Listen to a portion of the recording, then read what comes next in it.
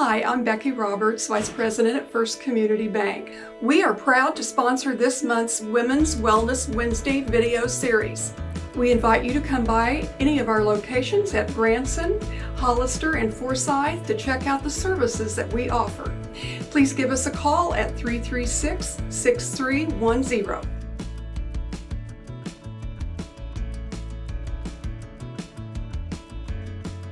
Hi, I'm Kelli Gosch with the Women's Center at Branson, and we are going to talk about breast health today. We get a lot of questions in the Women's Center about breast health. Mainly it's about, should I be checking my breasts every month? I'm scared to do my own self-breast exam. I don't know what's going on. And I think I'll start with just letting you know that we've kind of shifted from you need to check your breasts once a month, which is always wise to do that, to more of a breast self-awareness, almost like an everyday of your life thing. So a lot of women are intimidated by doing that self-breast exam. They're afraid they'll miss something, they're afraid they don't understand what they're feeling, and it just intimidates them, so they choose not to do it.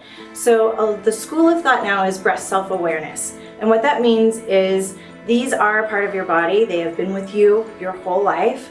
You're used to putting them into your bra, your undergarments. You're used to bathing in your shower and washing. You know what it feels like to hug someone. So a lot of times just in those activities of daily living, you will notice something different that you didn't notice before.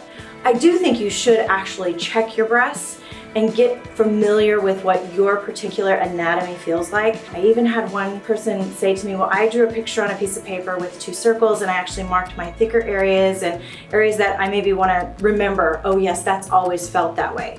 But again, when you're washing, when you're putting your bras on, when you're hugging someone, you can say, oh, that's never felt like that before, and that's a time that you'd want to go see your provider. For a woman with low risk factors, we want you to start your mammograms at age 40. There are different schools of thought out there, so you can Google things and get different recommendations, but we still really believe from 40 on, you should be having your mammogram every year. If you have a high family history of breast cancer, if you're really at risk, we would have you start your mammograms at 35 or possibly sooner depending on what had happened with your family history and how many people. And we would also start talking to you about something called hereditary cancer screening. And that's actually a whole list of genes that we can check you for different types of cancer, but we don't just check you for the BRCA gene anymore. We actually check you for quite a few more because we know other genetic problems can come into play with breast cancer. A lot of times over the years, women wonder, if I'm in my teenage years, in my 20s, and I feel a lump or I have a horrible tenderness, should I be scared? Well, you should definitely get that checked out. But in those younger years, we sort of expect to find either a breast cyst, and that could be on any level. Sometimes they even have to be drained. Or there is a mass a young woman can have called a fibroadenoma. Those are benign. They're kind of like balls of encapsulated fatty tissue. But the interesting thing about the fibroadenoma is it can grow. And so it can almost become disfiguring if it grows too much. And so a lot of times if that starts to happen, we have you visit a surgeon so that can just be removed. Once you get past those ages, if you feel a lump or you feel something you've never felt in your breast before, we actually really want you to come into the office. We want to actually do a clinical breast exam on you, possibly order some imaging or some ultrasound to make sure we're identifying the problem. The thing with breast cancer now is we're actually kind of winning this war a little bit because we are actually being really proactive about screening our women, and when we do find something, we find it really, really early.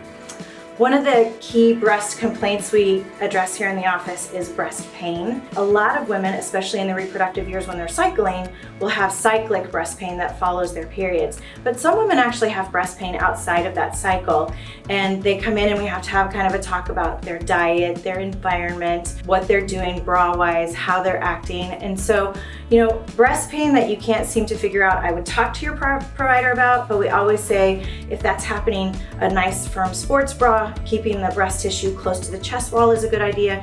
You can use cold compresses. You can take non-steroidal anti-inflammatories like ibuprofen, Advil, Motrin, Aleve. I always recommend they start some supplements of like vitamin E, evening primrose oil, and no breast stimulation, of course. Past that, there are some medications you can use for breast pain, but we use those as a complete last resort. So overall, when you're thinking about your breast health, some of the things you can do to kind of promote a healthy breast tissue is exercise regularly, limit your alcohol consumption, don't smoke, and make sure you are checking your breasts on a regular basis and being aware of what's going on.